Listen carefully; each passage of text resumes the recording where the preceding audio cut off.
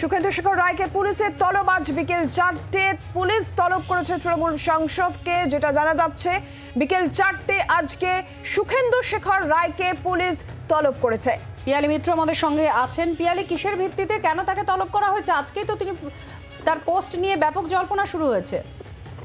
একেবারেই দেখো, তার পোস্ট নিয়ে জল্পনা শুরু হয়েছে এবং সুখেন্দু শেখর রায় তিনি আজকে একটা পোস্ট করেছিলেন। সেখানে তিনি লিখেছিলেন যে তিনি মনে করেন যে কলকাতা পুলিশ এবং তার সঙ্গে সঙ্গে যারা আরো যিনি প্রিন্সিপাল রয়েছেন তাদেরকে কাস্টাডিতে নেওয়াও দরকার রয়েছে।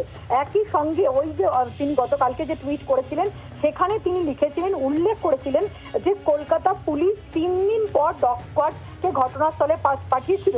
কলকাতা পুলিশের যেটা বক্তব্য, যে সোশ্যাল মিডিয়াতে মিসলিডিং ইনফরমেশন পোস্ট করার জন্য তাকে ভারতীয় ন্যায় সংহিতা ডিএনএসএস আর যে 35 সেকশন রয়েছে সেখানে অভিযুক্ত হিসাবে তাকে নোটিশ পাঠানো হয়েছে। আজকে বিকেল 4টের সময় তাকে আসতে বলা হয়েছে।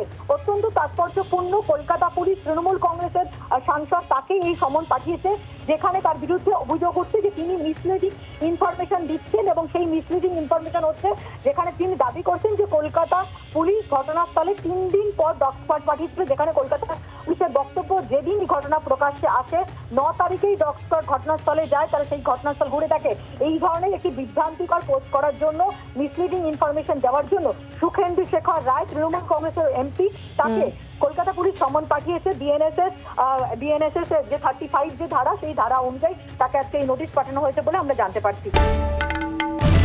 বাংলার আওয়াজ, বাঙালির আবেগ, জি 24 ঘন্টা।